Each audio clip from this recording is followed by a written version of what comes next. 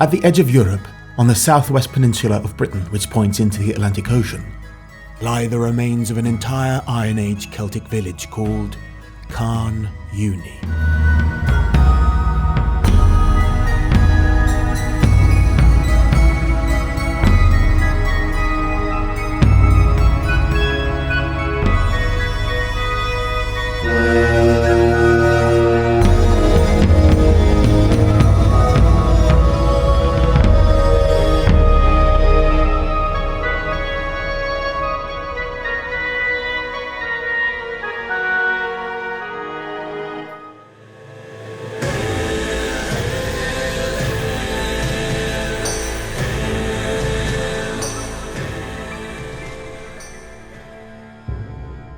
The whole region was Celtic prior to the Anglo-Saxon expansions between the 5th and 7th centuries, which prompted many Britons to flee to northwestern France, resulting in the region's name becoming Brittany. We find that King Marcus Cunomerus of Cornwall in the 6th century AD also ruled Cae in Brittany. The modern counties of Devon and Cornwall were formerly part of a Brythonic-speaking kingdom called Dumnonia. Even in the old capital of Dumnonia at Tintagel, there is precious little archaeological evidence of Iron Age settlement, let alone an entire village.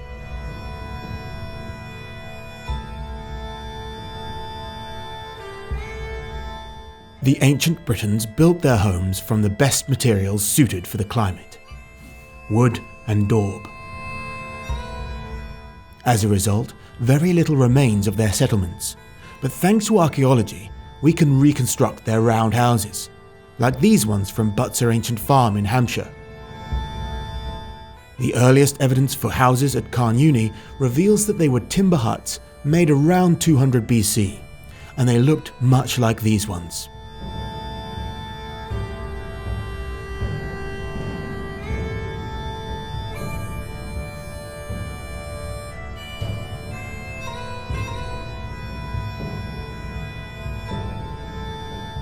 Iron Age British Celtic houses looked much the same as the earlier pre-Celtic Bronze Age British roundhouses. The tradition endured as late as the 1st century AD, the time of the Roman invasion of our rainy island.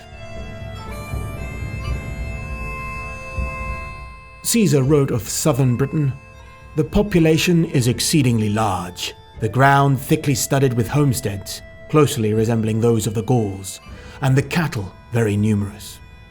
However, in Gaul, the Celtic houses were predominantly rectangular, as they were among the Celts of the Po Valley in Italy. So some British Celts had abandoned the roundhouse for a more continental style. This video is sponsored by PIA VPN. A VPN is a service which creates a safe encrypted online connection, allowing you to access content that might otherwise not be available in your country, while making it harder for others to snoop on you. This is highly valuable in this era of mass surveillance and tech tyranny. Whenever you connect to the internet via public Wi-Fi at airports and cafes, etc., your data is at risk of being stolen. But VPNs like PIA conceal your IP address, which would otherwise enable others to identify you. PIA also allows you to access online content that your government or online service providers such as video streaming sites may try to restrict, giving you more freedom and access to more content. A subscription to PIA includes protection for an unlimited number of your devices, phones, smart TVs and computers, whether Mac, PC or whatever. Use the link in the description and you can get an 83% discount. That's just $2.03 a month. And you also get 4 extra months completely free in a 2-year plan. Signing up for private internet access is risk-free because there's a 30-day money-back guarantee. So give it a try. It was about the time of Julius Caesar that the people of Carn Euny started building huts of stone. And this architectural decision, unusual for the Britons, is the reason that the village survives to this day.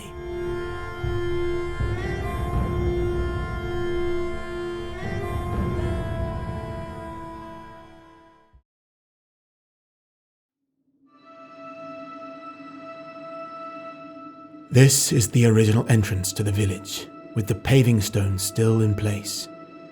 The light was fading, and a storm was rolling in as I entered.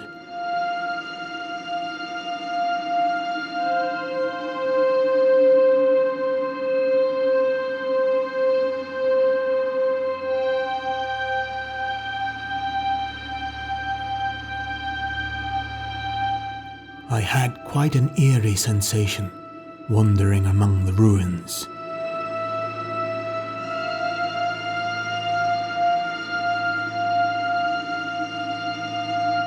As part of an architectural tradition unique to the southwest of Britain, their houses are oval-shaped and, as at another similar village nearby at Shai Sorster, they are arranged around enclosed courtyards, perhaps used to keep livestock, mainly sheep and goats, but most likely cattle too.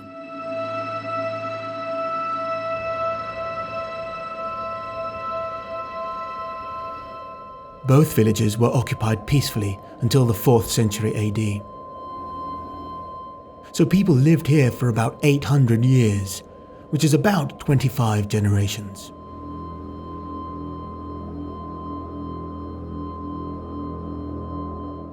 They farmed some 40 acres around the village and are likely to have mined and traded tin, which was abundant in the region.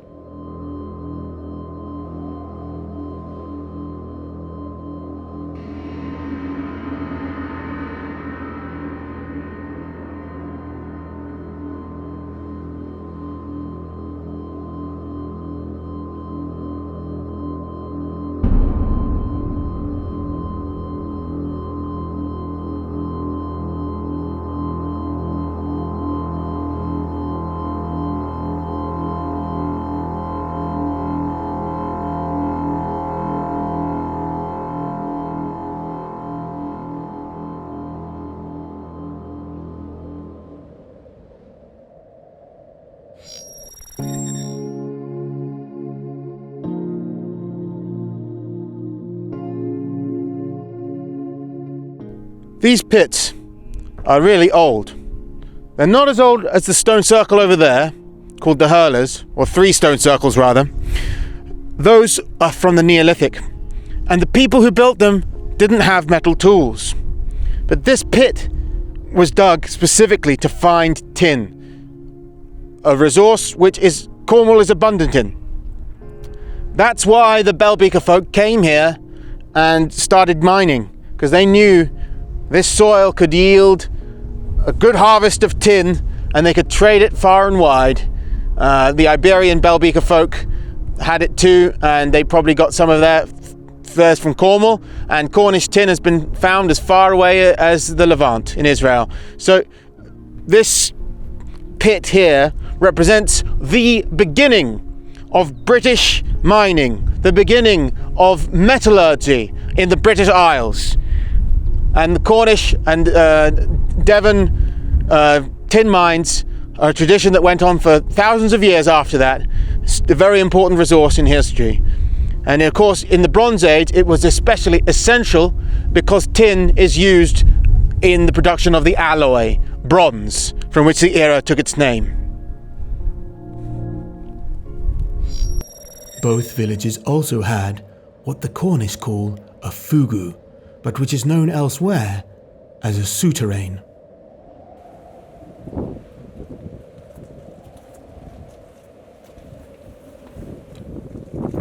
It looks like some ancient passage tomb of the sort which are associated with Celtic mythology in Britain and Ireland, but which were actually built thousands of years before the Celts, at the end of the Stone Age in the Neolithic.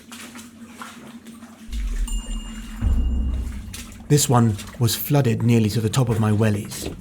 As I waded into the cold blackness, I felt as though I were entering the gates of hell.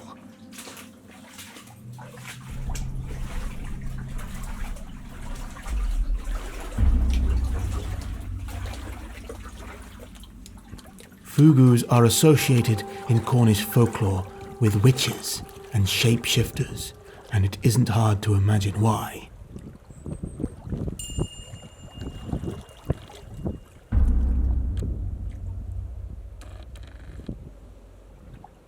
I was reminded of the Neolithic long barrows of Wessex, such as Bella's Knap near Cheltenham.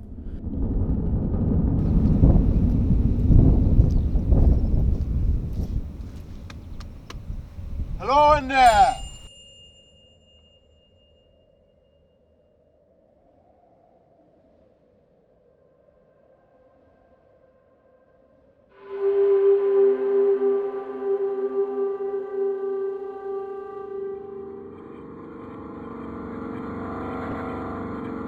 and the West Kennet Longbarrow.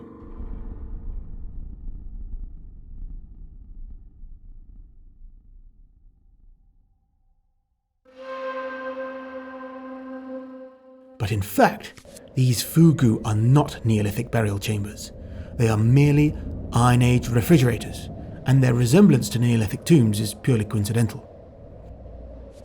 Experimental archaeologists at Butser Ancient Farm discovered that when charred grain is stored in sealed subterranean pits, the grain at the sides touching the damp walls germinates, using up oxygen and producing carbon dioxide, which causes the rest of the grain to go into a form of suspended animation so that it lasts for months.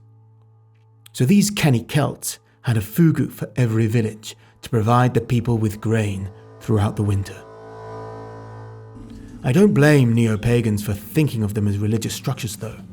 The damp, cold interior is like a cave or a tomb. Modern pagans regularly conduct rituals inside them.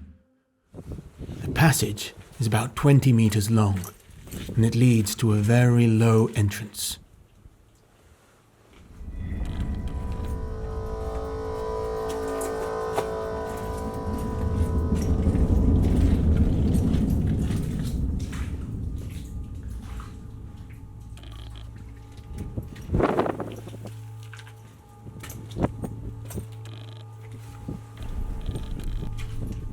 There is also a side entrance to the passage.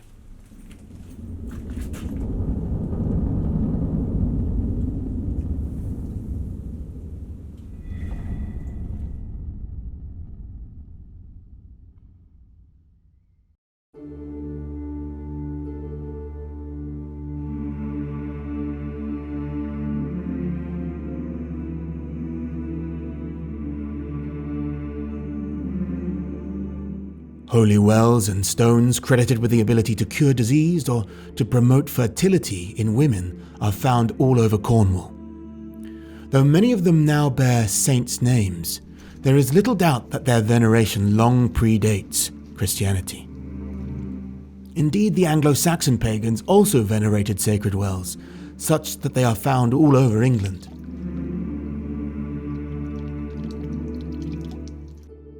But wells have a particularly important place in Celtic mythology, especially in Ireland, where they are associated with severed heads and with the wisdom of the other world.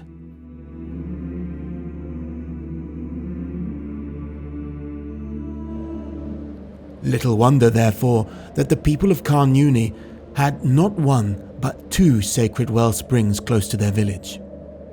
I had time to visit one before sunset. An account from 1750 reveals that local women bathed their children here at New Year's Eve and in May to cure them of various maladies. The water of many sacred wells in the West Country is used to cure the eyes, and since the well is, in my Germanic pagan religion, associated with the eye of my god, I always splash my eyes with the water of any holy well I visit.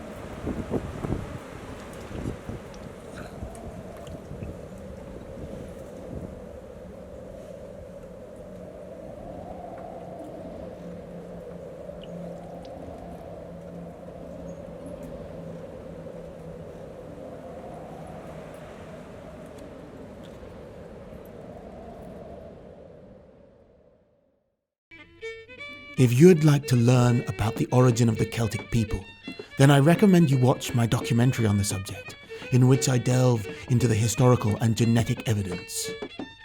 I also did a separate live stream on the genetic evidence for when Celtic people first arrived in the British Isles, so you might like to look at that too.